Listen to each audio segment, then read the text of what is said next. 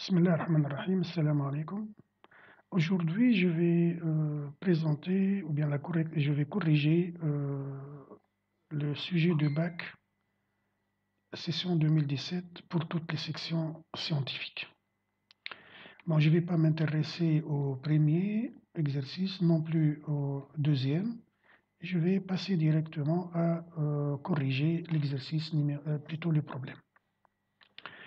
Bien, pour le problème, généralement, les élèves ont du mal à comprendre l'énoncé, surtout s'il est lent et il manque, disons, un exemple de clarification.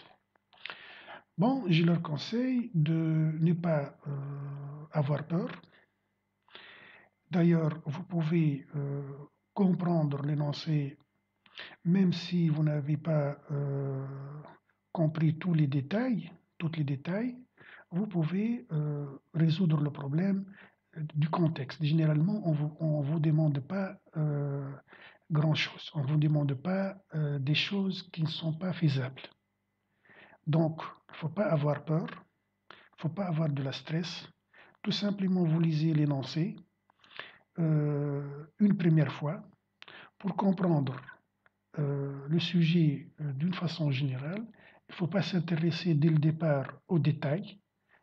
Tout simplement aussi de comprendre les choses d'une façon générale, les grandes lignes, car tout simplement, la programmation, vous savez bien qu'elle est basée sur la notion de la décomposition. Donc, essayez de faire dégager les grandes lignes. Et par la suite, dans l'analyse ou bien dans l'algorithme des modules, puisqu'on vous demande ici généralement de faire l'analyse et donc en décomposant le problème en modules. Donc, en premier lieu, essayez de dégager les grandes lignes. C'est-à-dire, tout simplement, vous allez répondre à la question quoi faire? Qu'est-ce que vous allez faire? Qu'est-ce qui est demandé? Qu'est-ce qu'on devrait faire? Le comment faire, et c'est la phase, disons, la plus difficile, c'est au niveau du module envisagé, donc dans les modules. Donc en premier lieu, faites la lecture juste pour faire sortir les grandes lignes. Les détails, vous y arriverez par la suite lorsque vous allez écrire les algorithmes des sous-programmes en question, disons les modules. Bref, alors passons pour lire l'énoncé. Donc, alors une première lecture, comme je viens de dire, juste pour savoir les grandes lignes. Donc, une station de radio lance chaque début de semaine un concours hebdomadaire intitulé Hit Parade pour classer 5 titres de chansons qu'elle propose à ses auditeurs et affiche les résultats du classement le samedi. Donc ici, il s'agit juste d'un concours. Vous avez une station de radio qui chaque semaine organise un concours et ce concours se présente comme, disons, on choisit 5 titres de chansons et on demande aux auditeurs de voter pour classer ces chansons, bien sûr, selon les goûts de chaque auditeur. Bon, tout au long de la semaine, un responsable de station va récupérer, disons, par téléphone les propositions des participants. Et à chaque fois où un candidat choisit un numéro, disons du titre qu'il préfère, on va ajouter au score de ce numéro, de cette chanson, le score 3. Bon, je ne sais pas exactement pourquoi on a choisi 3, on aurait dû, disons, choisir 1. Bon, pour obtenir le classement final de 5 chansons, suite à la participation d'un nombre donné des auditeurs de la station, se propose de créer un programme qui permet de... Voilà, ici, donc, vous allez, les grandes lignes sont déjà explicitées ici. Donc, remplir un tableau T1, donc c'est première étape. Ce tableau est constitué donc par donc 5 chansons, je crois que c'est ça, donc 5 chansons. Et les chansons les titres sont alphabétiques et des espaces, contiennent des lettres alphabétiques et des espaces. Saisis le nombre de participants, donc le nombre disons, de candidats qui vont participer à ce concours. Puis on va gérer un deuxième tableau, T2, représentant les scores de 5 chansons en ajoutant 3 points au score de chacune. Si le numéro qui lui correspond a été choisi par un participant, ce numéro est un chiffre allant de 1 à 5. C'est évident, nous avons 5 chansons, donc le numéro sont de 1 à 5. Bon, afficher le classement des chansons comme indiqué dans l'exemple ci-après, en commençant par le titre de la chanson ayant le plus grand score. Il est à noter que les chansons ayant un même score auront un même rang dans le classement. C'est évident, si deux chansons ont le même score, donc elles ont le même rang. Alors, vous avez ici un exemple. Heureusement, il explique les choses. Bon, alors vous avez le tableau qui contient les 5 chansons. Ici, nous avons, comme exemple, on a pris 11 candidats et donc on a fait, on a pris leur vote par téléphone. Donc, par exemple, le premier participant, il a préféré la chanson numéro 5. Donc, on va ajouter 3 normalement à la case numéro 5 dans le tableau T2. Il y a un deuxième qui a choisi le 5, il y a un troisième et il y a un quatrième. Donc, c'est pour cette raison qu'on trouve ici le 12. Bon, tous ces travaux-là, tout ce traitement, je m'en fous pour le moment. Disons, je ne pense même pas une seconde comment on va faire ça. Tout simplement, je vais remplir le tableau T2. Par la suite, on va faire l'affichage. Bon, généralement, un programme, finalement, on devrait faire donner son compte rendu, donc il va faire un affichage. Donc voilà l'affichage, peu importe comment, pour le moment, j'y pense pas. Donc j'ai un affichage de informations. Alors, on va passer maintenant à faire, disons, l'analyse du problème principal et par la suite, on fera disons, les algorithmes des modules envisagés. Bon alors, la correction, donc on va faire l'analyse du problème principal. Donc, j'ai donné les noms BAC 2017, le résultat du programme. Alors, vous savez que le résultat d'un programme est toujours un affichage. Mais tout simplement, vous allez penser, est-ce que vous allez utiliser tout simplement la procédure standard écrire ou bien vous allez utiliser votre propre procédure d'affichage? Bien la règle, si vous avez un affichage simple, donc un affichage qui ne nécessite pas un traitement de contrôle, faites directement appel à la procédure d'affichage standard écrire. Mais dans le cas où le traitement est un peu compliqué, il nécessite un traitement de contrôle, que ce soit un traitement conditionnel ou bien un traitement répétitif, appelez votre propre procédure. Donc on est dans le deuxième cas, on va faire un affichage compliqué, on va afficher tout ça. Donc je vais faire l'affichage, l'appel à une procédure personnelle. Donc c'est proc, afficher. Alors qu'est-ce que je vais envoyer à cette procédure? Bien, vous avez, disons, généralement deux cas. Soit vous envoyez tout simplement l'information qui va être affichée, et dans ce cas, l'affichage doit être tout simplement un parcours de la liste que vous avez envoyée pour l'afficher, ou bien vous envoyez les informations nécessaires pour que cette procédure puisse déterminer ce qu'elle va afficher. Je crois, ici, on est dans ce cas. C'est-à-dire, je ne vais pas afficher ce que je vais afficher directement, mais je dois tout simplement envoyer les informations nécessaires pour que je puisse écrire ça. Eh bien, donc ici, j'ai besoin du tableau T1 pour pouvoir afficher ces mots. Et j'ai besoin de T2 pour connaître l'ordre d'affichage. Donc, je dois envoyer le T1 et le T2. Donc ici, je m'excuse. Donc, je vais afficher. Alors là, je vais fermer cette fenêtre, sinon elle va me causer du problème. Voilà. Alors, donc afficher, je vais lui envoyer le T1 et le T2. Bon, ici, généralement, lorsqu'on envoie un tableau, on a dit on envoie avec sa taille. Ici, la taille de deux tableaux, c'est unique, donc les deux ont la même taille, et leur taille est une constante qui est égale à 5. Donc, soit vous écriviez 5, soit vous n'écriviez rien, et vous teniez compte dans le traitement à l'intérieur, vous travaillez avec le 5. Ou bien vous envoyez, disons, une constante que j'appelle NC. Et je définis ce NC. Personnellement, je vais faire ça. Mais vous pouvez faire ce que vous voulez.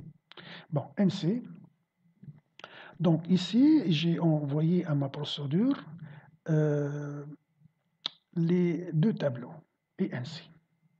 Alors un conseil, pour suivre votre analyse correctement, pour savoir quels sont les objets qui ont été définis, les objets qui n'ont pas encore été définis, alors là, personnellement, je travaille de la façon suivante. J'insère une zone de texte, donc ici, donc je fais à droite, j'ajoute, disons, une zone dans votre feuille, donc vous tracez une ligne à droite, voilà.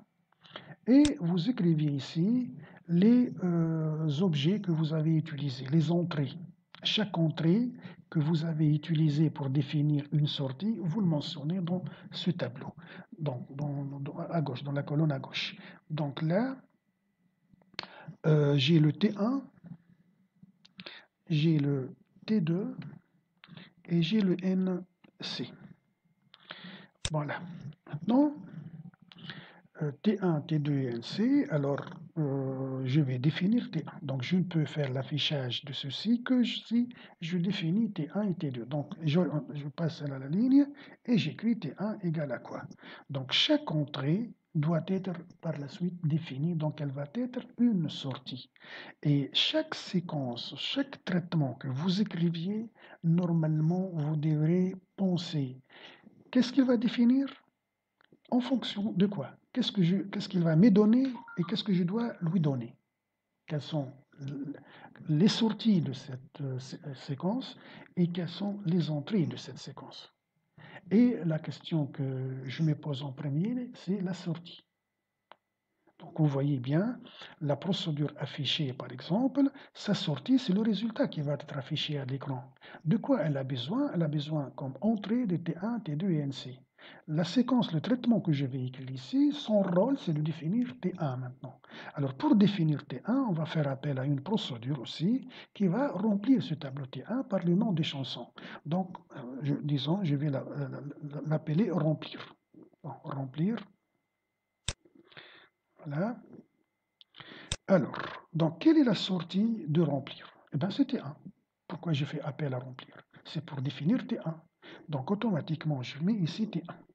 Et pour dire quel est un paramètre de sortie, d'ici, donc dans le programme principal, personnellement, ce que je fais, je la souligne pour la marquer, je la souligne, je m'excuse, c'est pas la barrer, donc je la souligne, voilà, pour la marquer comme étant, disons, voilà, voilà, comme étant une sortie. Pour que par la suite, lorsque j'ai défini cette procédure, je ne vais pas penser est-ce que je vais mettre un var ou non. Directement, je regarde l'appel de cette procédure, le paramètre qui est souligné, je lui mets var, le paramètre qui n'est pas, disons, souligné, c'est une entrée, par conséquent, je ne lui mets pas le mot var.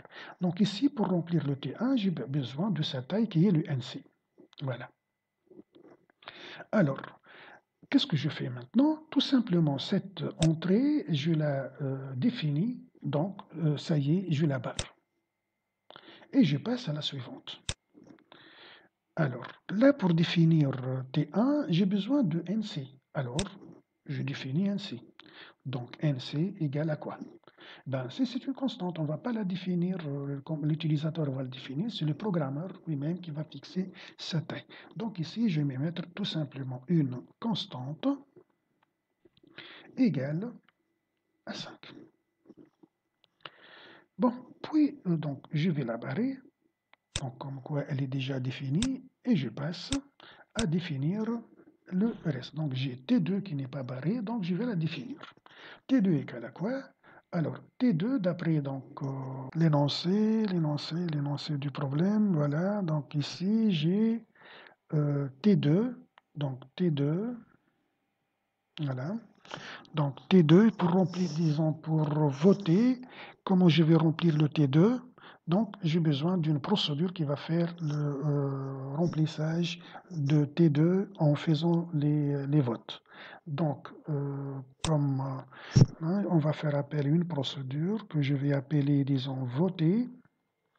Et donc sa sortie, c'est le T2. Sans réfléchir, ce que je mets à gauche, automatiquement, je le mets à droite et je, disons, virgule. De quoi j'ai besoin pour faire les votes? Normalement, qui va voter? Ce sont les candidats, donc je dois connaître leur numéro, disons leur nombre. Donc je vais envoyer N. N, ce n'est pas la taille du T2. N, c'est, disons, le nombre de candidats qui vont voter. Voilà. Donc, voilà, c'est tout ce que j'ai besoin. Donc, T2, elle est définie, donc je dois la barrer. Et nous avons une autre entrée, donc je dois la mentionner ici. Donc, N, je la mentionne. Voilà. Et je passe pour la définir. Donc ici, N. N égale à quoi? Eh bien, tout simplement, il y a un contrôle à faire, c'est la taille c'est le nombre de candidats. Le nombre de candidats varie entre deux limites, donc je vais faire appel à une procédure. Donc, proc saisir, et je lui envoie ici le N comme sortie, et vous avez les limites. Les limites, c'est, d'après l'énoncé, je crois, c'est n entre 5 et 100. Donc, ici, je lui envoie les bornes 5 et 100. Comment la procédure saisir va connaître qu'il s'agit bien de l'intervalle entre 5 et 20, je l'envoie. Bon, on peut ne pas l'envoyer, mais à l'intérieur, je dois mettre le 5 et le 100.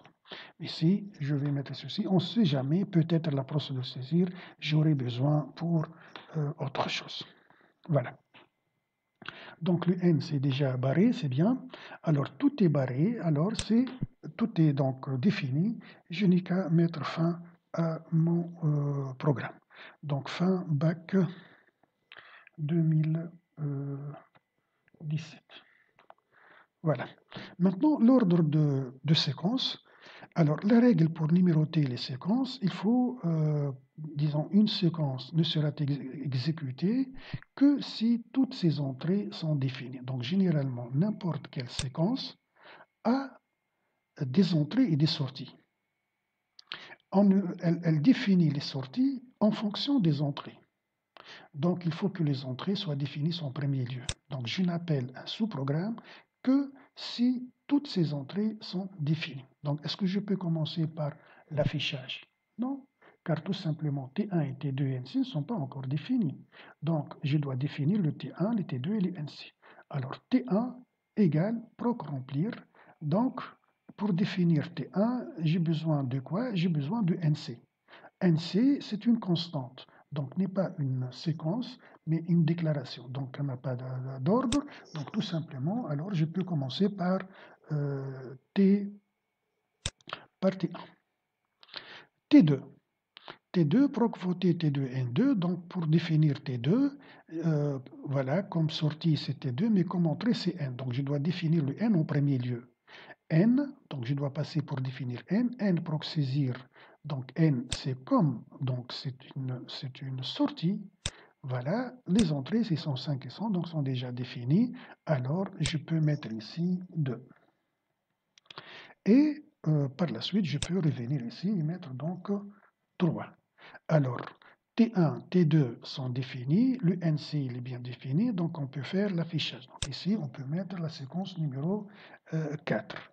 Alors, on a fait l'affichage, maintenant, il ne nous reste qu'à faire la fin, donc ici, c'est 5. Voilà. Donc, nous venons de faire l'analyse de notre problème principal.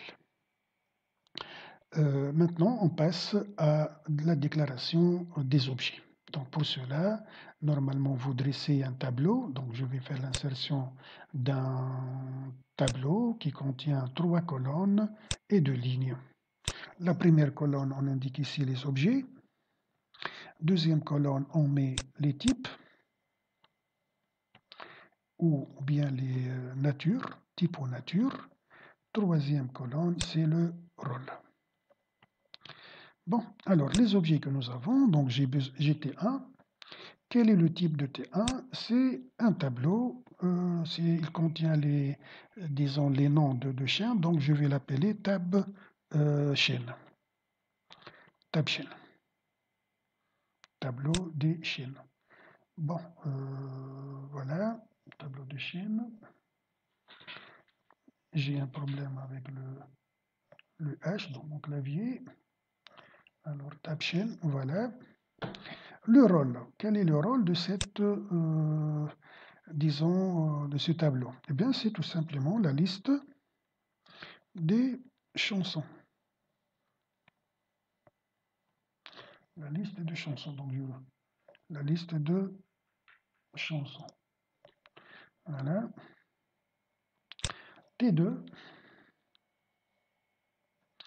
c'est un tableau qui va représenter, disons, les scores. Je peux l'appeler tab score. Bon, évitez de nommer tab, disons, tab 1, tab 2, ce ne sont pas des noms significatifs, donc il se peut que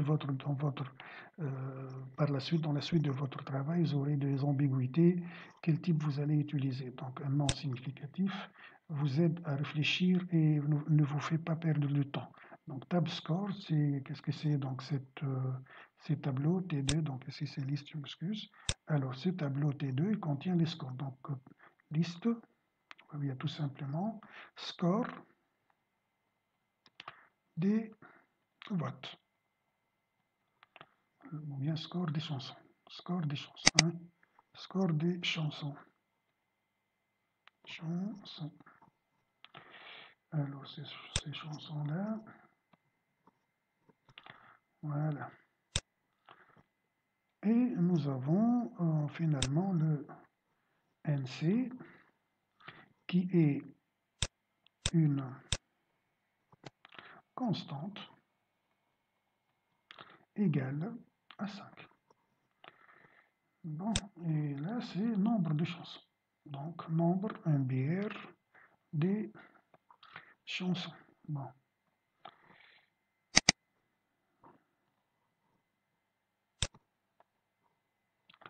Voilà.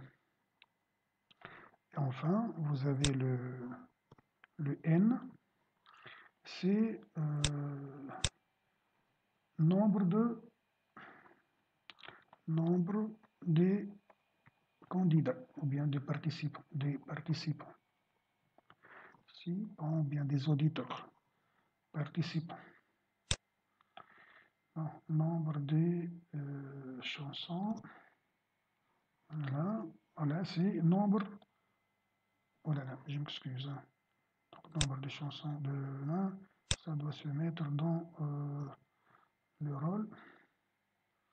Et là, c'est le type, donc le type, c'est entier. Bon, voilà. Voilà, le tableau il est inséré non pas à sa place, donc je vais l'amener en bas. Ça va. Donc ça, c'est le tableau de déclaration des objets. Donc je vais mettre tout simplement des tableaux de déclaration de objets globaux. Des objets globaux. Donc il y a un J ici. Alors, nous avons utilisé ici deux nouveaux types. Donc, il faut le déclarer. Alors, on va mettre le tableau de nouveau, tableau de déclaration de nouveau type. Alors, cela, on insère un tableau de deux colonnes, disons d'une colonne et deux lignes. Type. Et là, on va mettre les différents types. Donc, nous avons ici le tab chaîne. Le tab chaîne. Voilà, qui est égal à un tableau de combien de cases? De NC cases. NC chaîne. NC chaîne.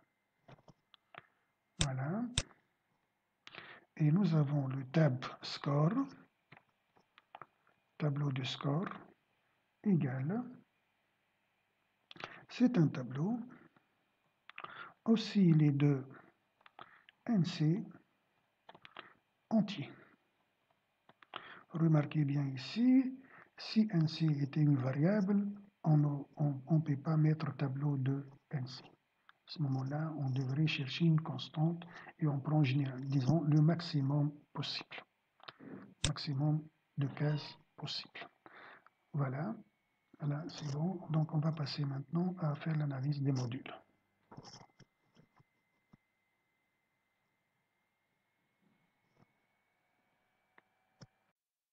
Passons maintenant à l'analyse des modules. Bon, par quel module on va commencer? Bon, on va commencer normalement par les modules les plus simples. Surtout, ne commencez pas par la difficulté essentielle du problème. On ne sait jamais, vous ne trouverez pas la solution et donc vous perdrez assez de temps pour rien. Donc, commencez par le plus simple. Les traitements classiques, généralement, vous l'avez déjà fait plusieurs fois en classe. Donc, je commence. Alors, le module le plus simple, je crois ici, c'est le module saisir. Donc, je vais définir les modules saisir. Donc, 0, 0, def, donc définition de la procédure saisir. Voilà, les paramètres de cette procédure, donc nous avons le n, elle est soulignée, donc c'est une sortie, donc c'est vert, n de type entier, et vous avez le 5 et les 100, ce sont les intervalles, disons, l'intervalle, disons, de limite, les bornes, le minimum, le maximum, donc c'est min, et le max de type aussi entier. Voilà, donc la séquence numéro 1. Alors normalement, on va faire répéter. C'est un traitement, comme je viens de dire, un traitement classique que vous connaissez tous. Donc on va répéter jusqu'à, donc voilà, donc jusqu'à le n soit dans l'intervalle. Et là, c'est min et max. Bon, l'intervalle du tableau n'est pas assez grand, donc on peut utiliser le min et le max, sinon vous devrez utiliser l'encadrement. Si ça dépasse le nombre de 255, vous devrez utiliser supérieur ou égal et inférieur ou égal. Donc vous l'encadrez dans l'intervalle. Alors, qu'est-ce qu'on va répéter ici? Ben, tout simplement, on va lire le n. Voilà. Et on doit mettre tout simplement fin à notre procédure, fin saisir. Voilà. Passons maintenant à la définition du module, disons, remplir. Bon, alors donc c'est def, proc, remplir. Le paramètre donc, de cette procédure, nous avons deux paramètres, un tableau et sa taille. Le tableau, mode de passage, donc il est souligné, donc mode de passage par variable, donc var T, donc c'est pas la peine de l'appeler T1. J'ai un seul tableau, donc d'une façon générale, c'est tout simplement un tableau. Il n'y a pas disons, une correspondance entre le nom du paramètre formel et le nom du paramètre effectif. C'est le type qu'il faut respecter. Donc ici, vous avez T, c'est un tab. Alors T1, c'est tabchain, donc ça doit être tabchain. Voilà.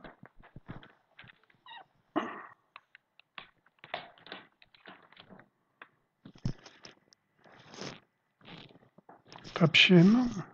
Voilà. Et vous avez NC, donc c'est N tout simplement, de type entier, la taille du tableau. Voilà. Alors, pour faire la saisie ou bien le remplissage du tableau, on devrait faire le parcours de ce N case. Donc la boucle qu'on va utiliser, c'est la boucle pour. Donc pour I de 1 à la taille du tableau, faire.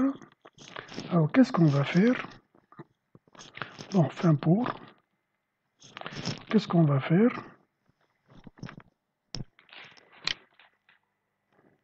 Voilà. Bien, tout simplement, on va lire le T de I. Le T de I. Voilà. Excuse. T de I. Voilà. Mais étant donné que ce n'est pas n'importe quelle valeur est acceptée, donc on devrait faire le contrôle nécessaire. Alors pour cela, on devrait mettre ceci dans une boucle répétée. Donc répéter ceci, répéter la lecture du tableau. Voilà, jusqu'à quand? Quand est-ce qu'on accepte cette valeur? Donc jusqu'à, alors voilà, jusqu'à, voilà, alors le contrôle de T de I n'est pas un traitement simple. Ça nécessite un traitement de contrôle. Donc ici, donc s'il y a disons, une fonction standard qui fait la vérification, tant mieux, on l'appelle tout simplement, sinon on doit la définir. Bon, à ma connaissance, on n'a pas une fonction standard qui permet de vérifier si une chaîne de caractères est composée uniquement par deux lettres des espèces. D'après l'énoncé, nous avons le tableau T doit être composé par deux lettres et des espèces. Donc ici, je vais faire appel à une fonction que j'appelle par exemple vérif et je lui envoie comme entrée le T de I, disons qu'on va vérifier. Bon, voilà, donc on fait la déclaration des objets utilisés par cette procédure. Effectivement cette procédure. Donc fin pour, et bien sûr ici il faut faire la fin de remplir. B. Remplir. Donc l'ordre de séquence, ça c'est le 0. Séquence numéro 1. Et voilà, la fin c'est la séquence numéro 2.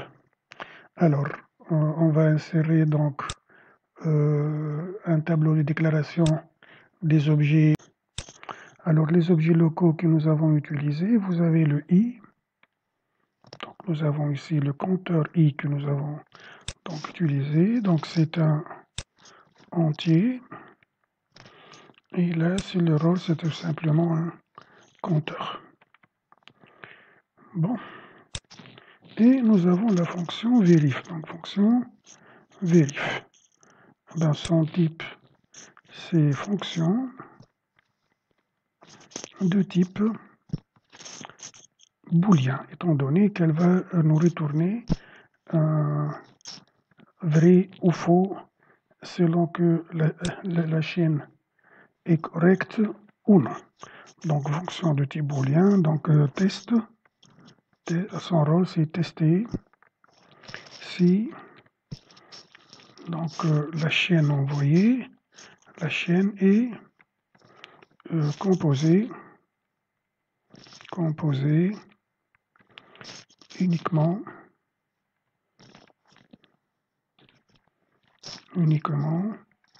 par des lettres et des espaces.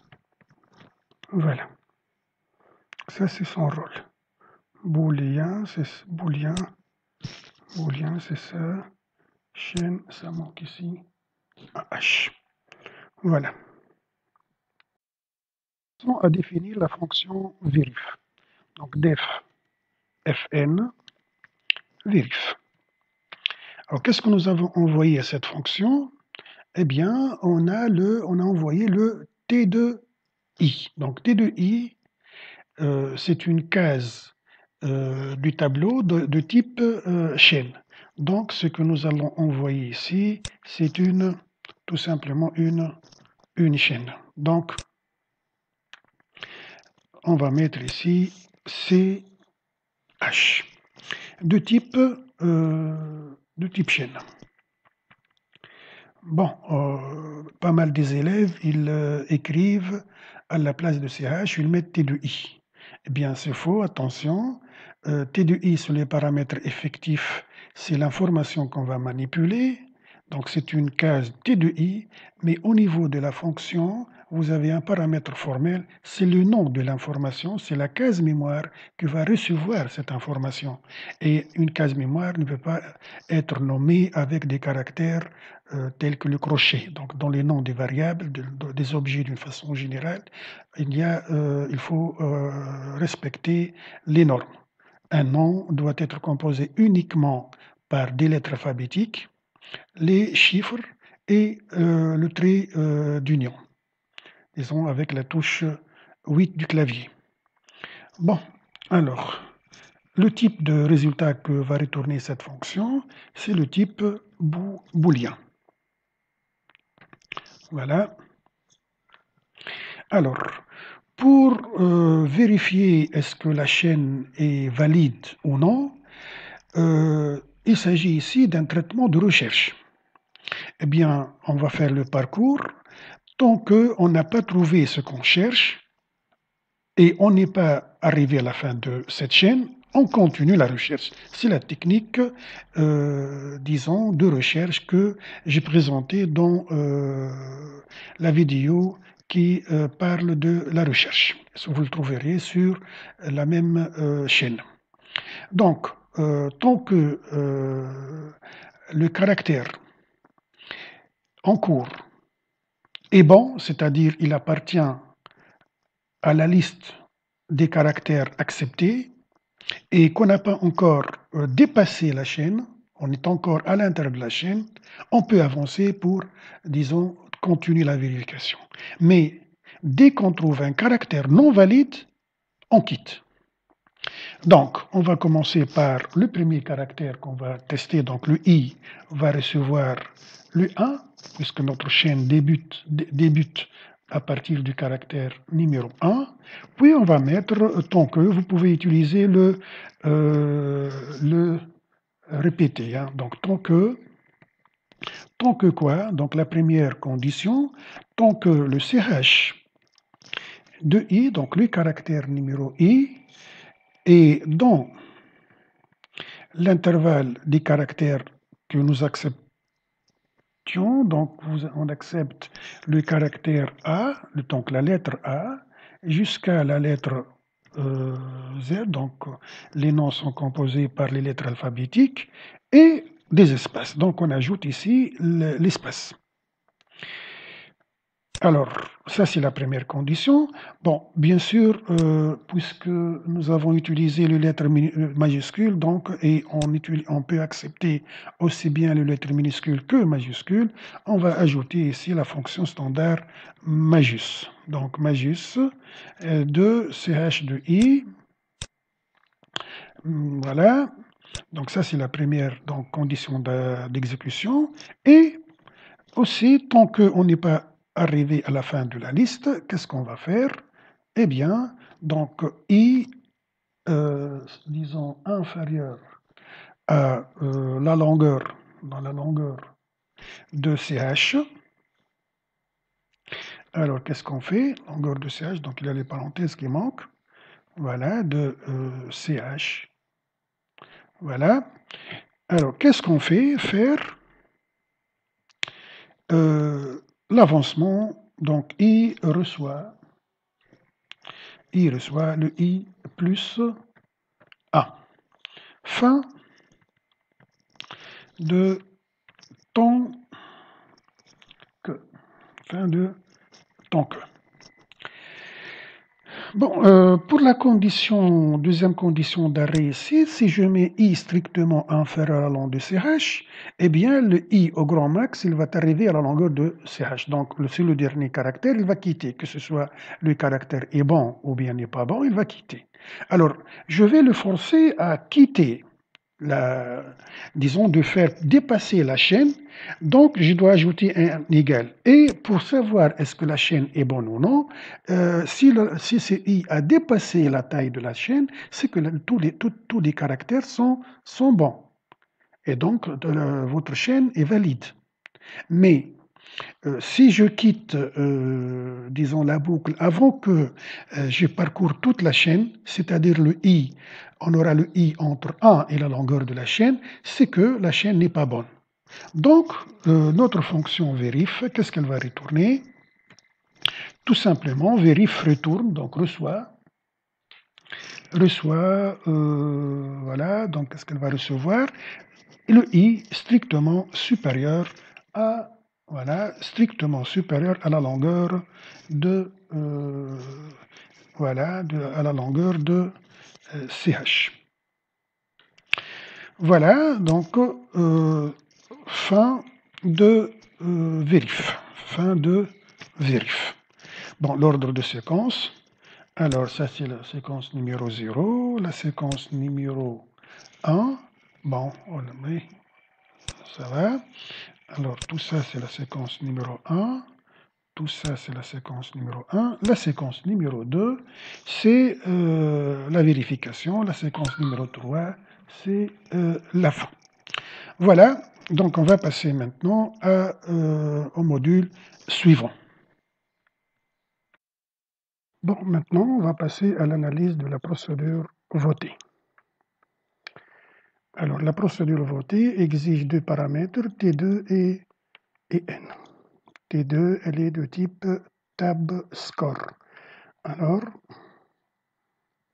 def proc voté. Alors, les paramètres T2, on a dit que c'est une sortie, donc var T n'est pas nécessaire de l'appeler T2, n'a pas de sens. T2, disons T, c'est tab score.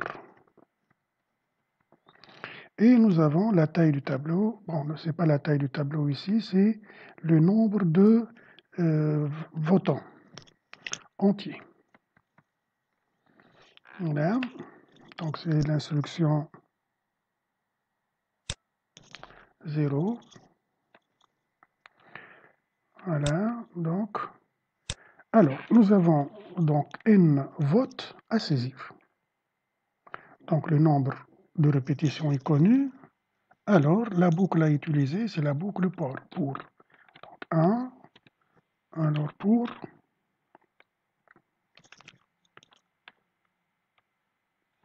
Donc pour un compteur i de 1 à n, faire. Qu'est-ce qu'on va faire?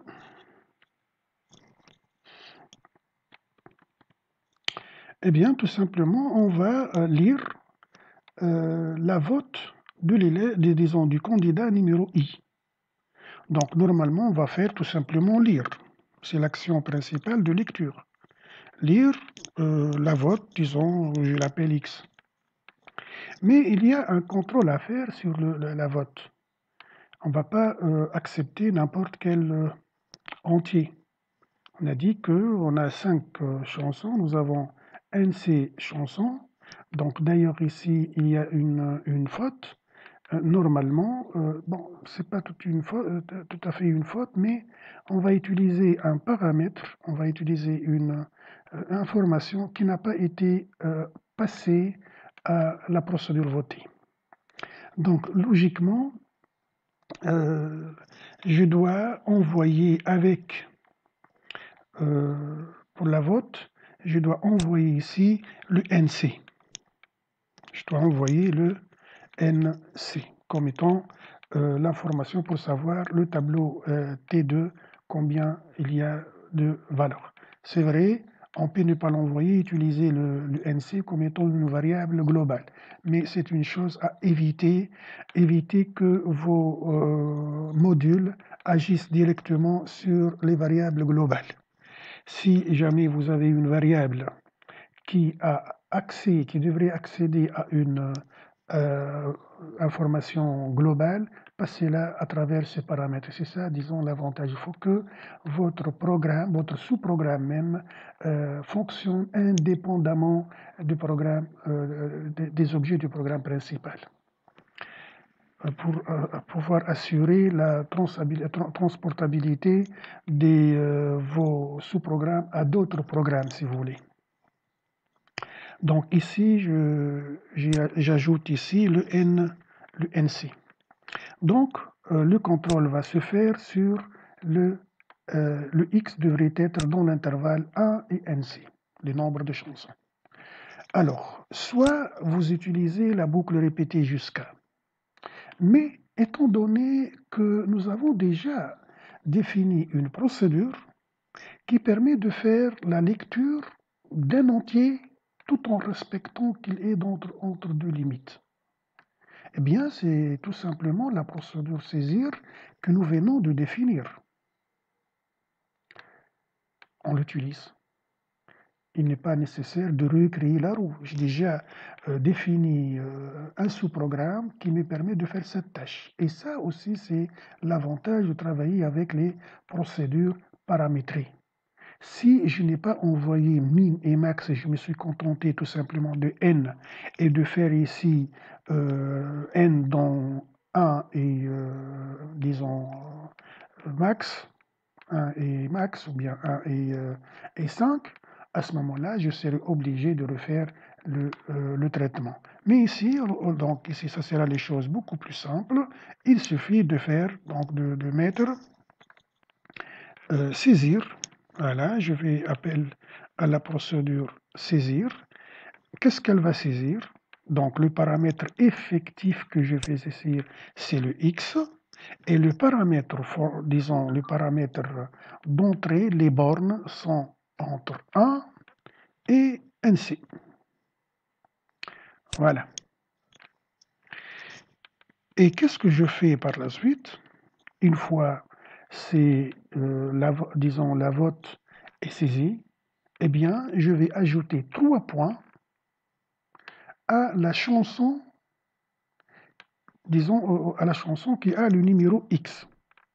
Donc, tout simplement, qu'est-ce que je fais? J'ai un tableau. Donc, si X est égal à 1, je vais ajouter 3 à la case numéro 1 de T2. Et si je vais, disons, le X est égal à 5, je vais ajouter à T2 5, je vais ajouter le 3. Donc, tout simplement, je vais mettre ici T2. Donc, T, c'est pas T2, donc T de X va être augmentée, donc elle va recevoir, voilà, qu'est-ce qu'elle va recevoir?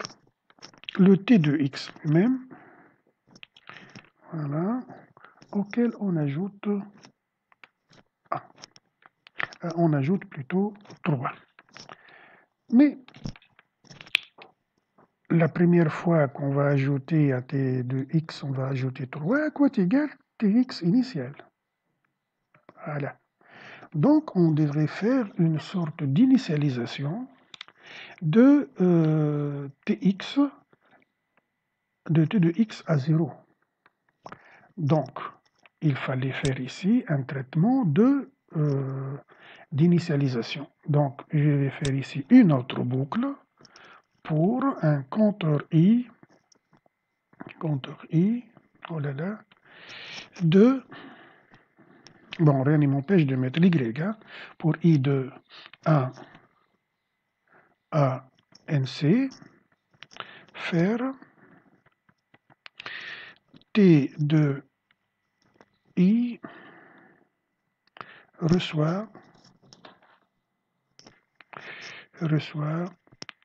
0. Fin pour. Voilà, je fais cette initialisation. Voilà, et maintenant je passe pour faire donc ce traitement-là. Donc, et là c'est la fin de notre procédure. Donc fin pour plutôt avant tout. Puis on a terminé la procédure, donc on met deuxième séquence.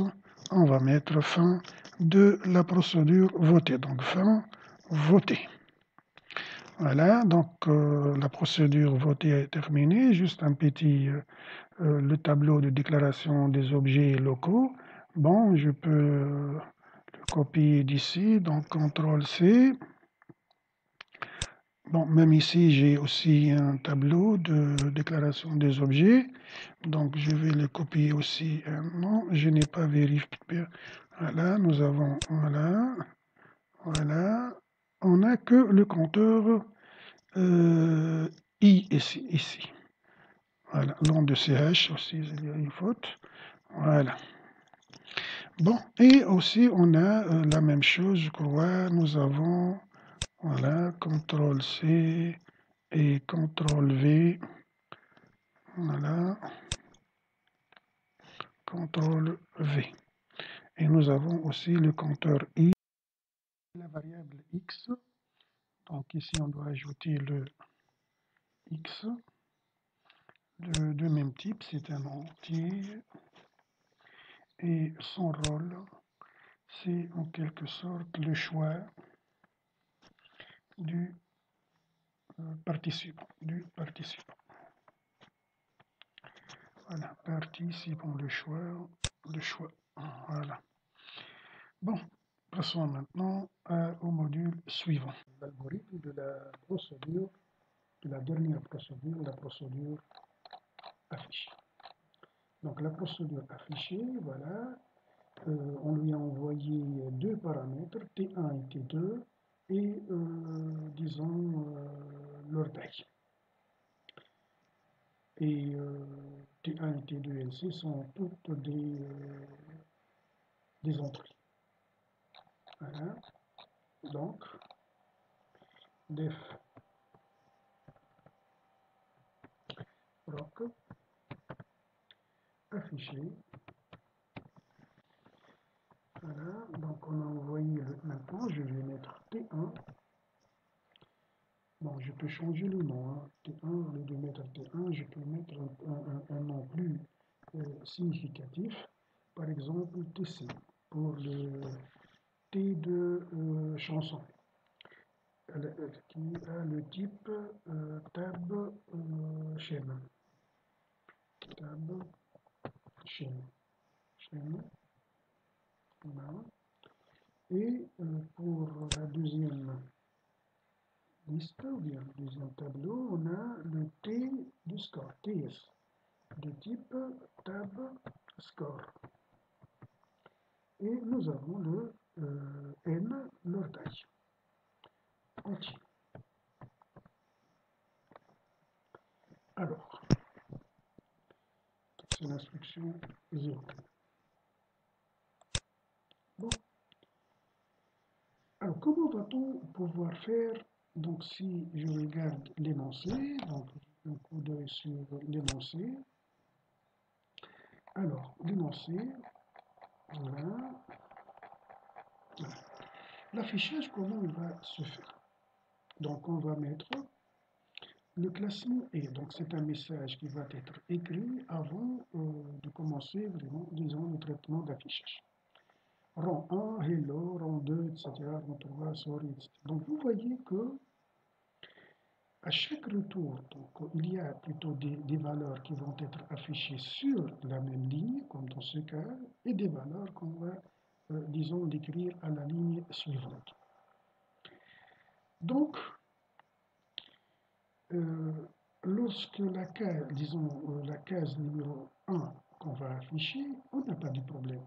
On décrit, tout simplement. Donc, notre problème commence à partir du deuxième élément. On va se poser la question, est-ce qu'on va l'écrire sur la même ligne, ou bien on va faire un retour à la ligne et on va incrémenter le numéro de ligne, voilà, donc 1, 2, 3, 4, donc vous voyez, ce n'est pas notre compteur, on n'a pas 1, 2, 3, 4, 5, on a 5 chansons, mais on n'a pas 5 lignes. Donc l'incrémentation de lignes se fait à chaque fois où on retourne à la ligne. Donc, la première, si vous voulez, le premier affichage, on va tout simplement faire, donc l'instruction 01, écrire. On va supposer que écrire écrit l'information et reste sur la même ligne. Écrire, donc on va mettre ici rang, le rang, c'est le rang 1, qui est, voilà, alors là, devant le rang 1, on va mettre tout simplement le T, disons le TC de 1.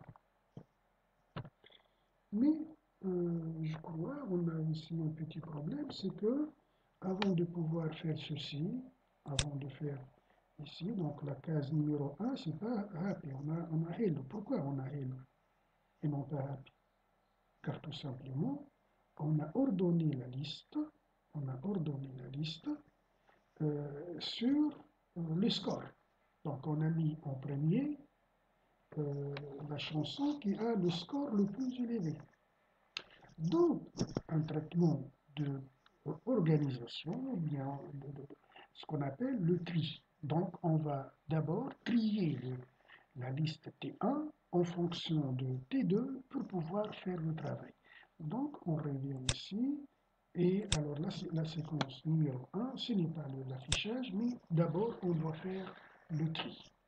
Pour faire le tri, on va faire appel à un module, à un sous-programme qui va faire. Donc, on ne va pas surcharger le même sous-programme. Donc, éviter de mettre dans un même sous-programme plusieurs traitements. Les choses deviendront compliquées. Donc, de préférence, l'affichage, il est pour faire l'affichage. Donc, si jamais on a un traitement, disons, intermédiaire qu'on aura besoin, il faut l'isoler, il faut le mettre quelque part. Donc, je vais faire ici le tri en faisant appel à un sous-programme pour faire le tri. Bon, pour le moment, on va faire le tri. Peu importe la méthode, on va faire le tri. Donc, pour trier, qu'est-ce qu'on va trier? On va trier le T chanson en fonction. Donc, le T chanson, c'est, disons, la sortie. On a besoin de TC. Et en fonction de quoi? En fonction de TS. Et bien entendu, on va leur envoyer la taille, donc N.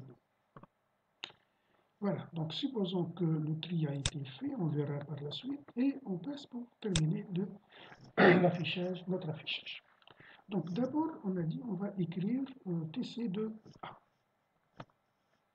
Puis, on va faire le parcours du reste. Donc, pour un compteur I, maintenant, le compteur ne va plus commencer de A. La case 1 a été donc affichée. Donc, on va commencer à partir de la case numéro 2 à la case numéro M. Et qu'est-ce qu'on va faire à chaque fois? Bien, on va se poser la question.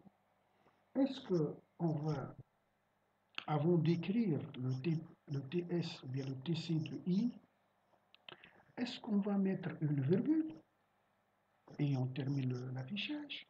Ou bien on doit retourner à la ligne et on écrit le message ronde et par la suite on écrit la valeur. Donc le traitement est conditionnel. Et donc ce traitement dépend de la case, de la valeur de la case qui précède la case numéro I. Si les deux cases sont égales, on va mettre une virgule et on affiche le T2C. Voilà, donc on regarde ici. Si la case, comme ici, elle est, disons, ils ont le même score, donc Rosa et Sori ont le même score, donc voilà, Rosa qui a 4 et Sori a 4. Donc on va écrire Sori et Rosa sur la même ligne. D'accord? Mais si on passe, par exemple, Hello et Happy n'ont pas le même score, donc on va passer à la ligne suivante. En passant, qu'est-ce qu'on va faire? On va afficher rang et on va incrémenter ici le numéro de rang. Donc, on aura une autre variable qui va compter le nombre de lignes que nous allons afficher. Donc, on va faire ainsi. Le TC de I. Alors, est-ce que le TC de I qui va être, disons, comparé, ce n'est pas le TC, on va faire le, le TS. Notre travail, ça va être fait sur TS. Donc, si TS de I est égal à TS de I moins 1, alors, qu'est-ce qu'on va faire? qu'est-ce qu'on va faire? Là, eh bien, on va mettre une virgule où on affiche le TC de I. Donc, on va écrire la virgule suivie par le TC de I. Voilà. Sinon,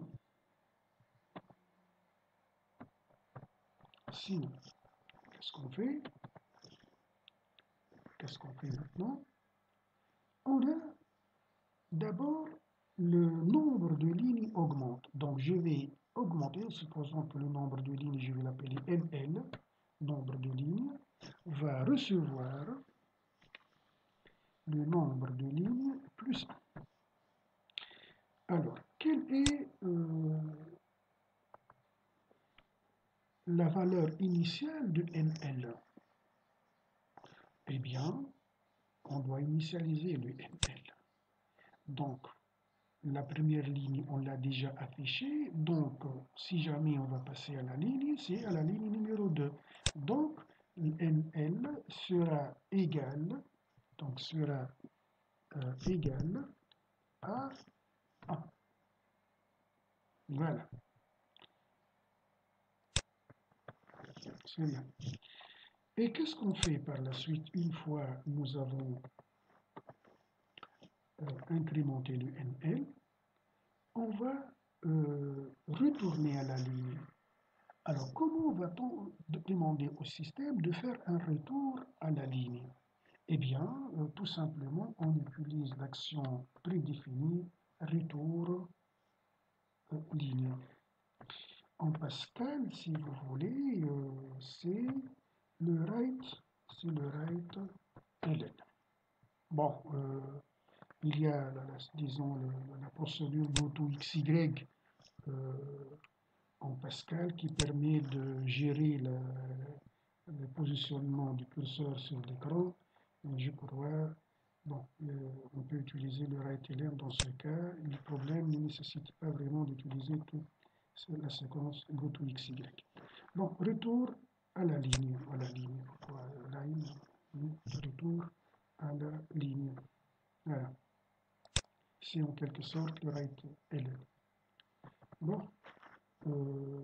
Alors, on a fait le retour à la ligne. Donc, qu'est-ce qu'on va afficher maintenant? C'est tout simplement écrire. Qu'est-ce qu'on va écrire? Rond, donc le message qui va être affiché, donc rond. Et rond, comment la forme de rond espace. Donc rond espace. Et devant, je vais mettre ici le NL. Voilà. Voilà.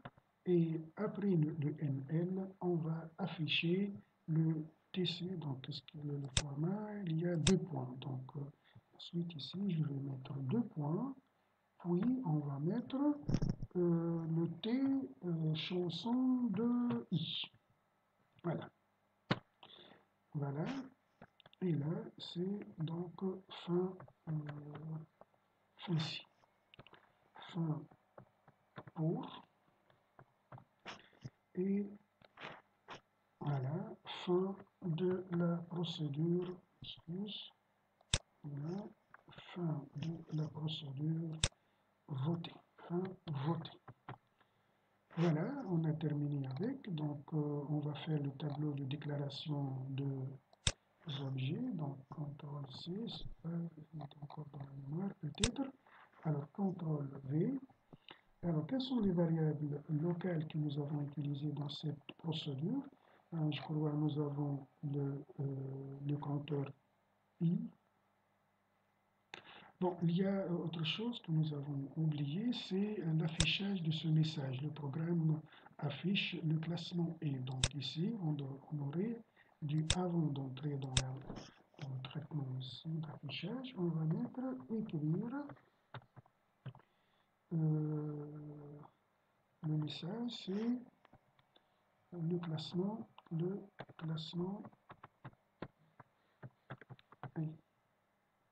Voilà, c'est bon, voilà, classement E, le point à la fin.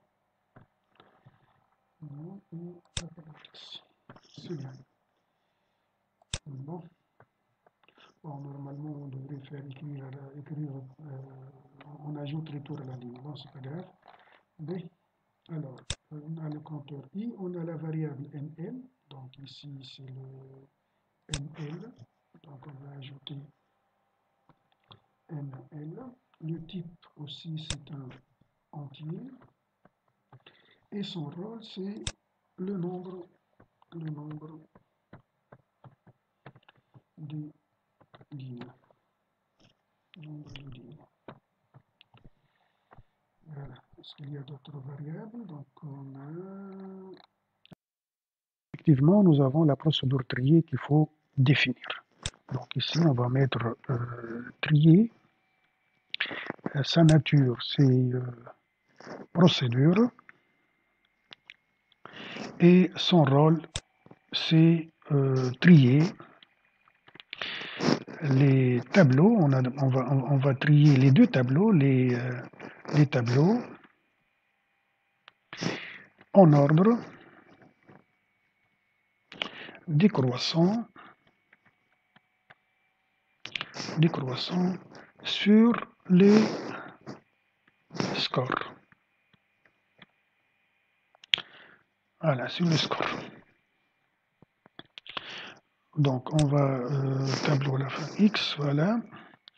C'est bien. En passant maintenant à la définition. Donc def proc trier. Alors nous avons à trier les deux tableaux, donc le passage par variable. Donc variable T score de type tab, je m'excuse, je crois ici on a mis le TC avant. Donc ici il faut respecter l'ordre, sinon les choses ne vont pas fonctionner. Donc TC de type tab chaîne. Voilà. Et aussi le deuxième tableau TS de type tab score. Et enfin la taille, leur taille. Donc il n'est pas nécessaire de mettre un C. Tout simplement, ici on travaille d'une façon générale. Donc N et c'est tout. Bon, qu'est-ce qu'on va faire pour faire, donc comment va-t-on faire le tri? Eh bien, pour cela, il y a beaucoup de méthodes de tri, dont trois méthodes que vous avez étudiées dans dans la classe. Dans votre programme officiel, vous avez trois méthodes à connaître. Déjà, je fais trois vidéos sur cette même chaîne, vous pouvez les consulter. Bon, alors, quelle méthode on va utiliser?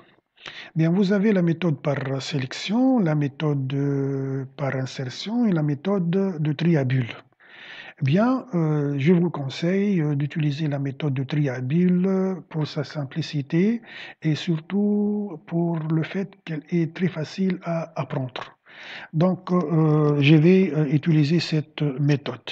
Alors, la technique de cette méthode, ou bien son principe, est le suivant. Eh bien, on suppose que le tableau il est trié. Puis on fait le parcours de la liste de ce tableau, de son début jusqu'à sa fin, et on va faire la comparaison de la case numéro I avec la case suivante. S'ils sont dans le bon ordre, on ne fait rien. S'ils sont dans les mauvais ordres, on les permute. Et lorsqu'on le permute, c'est-à-dire notre tableau n'est pas encore trié. Donc pour connaître est-ce que le tableau est trié ou non, si on a fait une permutation, c'est que le tableau n'est pas encore trié. Mais si nous avons fait un parcours sans qu'aucune permutation n'a eu lieu, c'est que le tableau il est trié. Donc la boucle ou bien la répétition qu'on va faire, c'est une répétition à condition d'arrêt. Une seule boucle n'est pas suffisante. Si je fais le parcours une fois de ce tableau, ce que je vais gagner, c'est uniquement une seule valeur qui va prendre sa place. Donc on va répéter. Donc le traitement c'est répéter jusqu'à avoir le tableau trié. Donc je vais avoir une variable de type booléen qui va me donner l'état du tableau, il est trié ou bien n'est pas trié. Donc on va l'initialiser. Donc trié va recevoir vrai. Puis on va faire le parcours du tableau, donc on va utiliser la boucle pour un compteur i de 1 à sa fin, à n. Bon, normalement n-1, on verra par la suite comment on va le faire. À n, faire. Bon, qu'est-ce qu'on va faire? Donc, fin pour. Voilà, qu'est-ce qu'on va faire? Eh bien, tout simplement, on va faire une comparaison. On va comparer la case numéro i avec la case numéro i plus 1. Donc ainsi, si. Alors quel est le tableau qu'on va comparer? Eh bien, puisqu'on va faire le tri sur les scores, donc on va comparer les scores. Donc si TS de i, on va la comparer avec TS de i plus 1. Alors, on va la comparer, c'est-à-dire, on va, disons, mettre supérieur, inférieur, égal, qu'est-ce qu'on va faire? Bien, nous avons dit que pour faire la permutation, il faut que les deux cases ne sont pas dans le bon ordre. Puisque nous allons faire un tri décroissant, le mauvais ordre, c'est donc la position du tri croissant. Le tri croissant, c'est ça. TS de i inférieur TS de i plus 1, c'est-à-dire les deux cas sont en ordre croissant.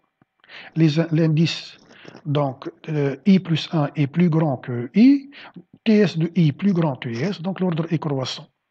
Donc si l'ordre est croissant, qu'est-ce qu'on fait? On lui permute. Alors, fin ci, donc fin ci, voilà, et on fait la permutation. Alors pour la permutation, vous pouvez faire appel à une procédure de permutation, bien tout simplement, je vais tout simplement ici faire la permutation. Donc je vais prendre une variable intermédiaire, donc c'est un traitement classique aussi, donc x va recevoir le TS de i, puis le TS de i va recevoir le TS de i plus 1.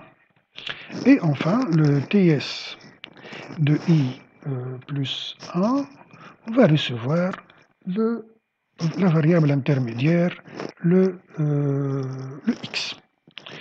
Voilà. Alors, maintenant, on va faire la même chose pour faire le tri disons, du tableau des chaînes. Car finalement, je n'ai pas besoin de TS, j'ai besoin de TC. Donc, lorsque je change la position d'une case de TS, pour conserver la correspondance de chaque score avec sa chanson, je dois faire aussi le déplacement, donc la permutation. Donc, je vais utiliser une autre variable. Donc, pour le moment, je vais faire un copiage. Donc, je vais copier ceci, CTRL-C, CTRL-V, et je vais remplacer donc x, c'est une variable de type entier, puisque TS est un tableau d'entier, et TS, et ici, je vais mettre un TC. Donc, je vais remplacer le TS par TC. Voilà. Donc, ce que je faisais sur le TS, je le fais sur TC. Mais je ne peux pas utiliser la même variable intermédiaire puisqu'ils ne sont pas de même type. Donc, je vais prendre tout simplement C. Voilà. Et maintenant, lorsque on fait la permutation, notre variable triée, est-ce qu'elle va rester vraie? On a fait une permutation. C'est-à-dire le tableau n'est pas trié. Donc trié ici reçoit faux. Donc il gardera la valeur vraie si aucune permutation n'a eu lieu. Donc si je fais un parcours à vide, sans qu'il y ait aucune permutation, eh bien, tri conserve sa valeur vraie et par conséquent, on quitte, disons, la procédure. Bien, une autre optimisation ici, c'est le fait puisqu'on a fait à chaque parcours un élément prend sa place. Dans notre cas ici, c'est la valeur la plus petite qui sera placée à la fin de la liste. Donc, il n'est pas nécessaire d'arriver à la case n. Si le premier parcours, nous avons la plus petite valeur est classée à la fin, notre boucle ne va pas arriver à la fin. Je dois reculer d'un pas. Donc, à chaque itération, un élément prend sa place et par conséquent, on devrait diminuer la taille du tableau. La partie qui reste non triée sera diminuée de 1. Donc, quelque part, je dois mettre n reçoit n moins 1. Donc, je vais la mettre avant la boucle pour ou bien après la boucle pour. Eh bien, regardez bien ici. Si notre boucle, le compteur i arrive à n, et là, donc, je vais comparer la case numéro n avec la case numéro n plus 1. Donc, il n'y a pas la case numéro n plus 1. Donc, on aura un débordement, on va sortir du tableau. Donc, on aura une erreur, donc il faut le corriger. Donc ici, soit je dois mettre n-1, ou bien tout simplement, on va, dès le départ, mettre n reçoit, voilà, mettre n reçoit n-1 dès le départ. Donc, à chaque retour pour refaire la boucle, le n sera décrémenté. Voilà, donc on a terminé ici. Donc, on va mettre fin trier. Voilà. Alors, l'ordre de séquence, vous avez le 0. Là, c'est la case numéro 1. C'est plutôt la séquence numéro 1. Et là, c'est la séquence numéro 2. Bon, il nous reste le tableau de déclaration des objets. Alors, quels sont les objets qui ont été utilisés ici? Eh bien, tout simplement, nous avons la variable tri et nous avons la variable i, x et c. Donc, on va mettre ici, on va prendre ceci, on va le copier aussi, on va donc le mettre ici, CTRL V.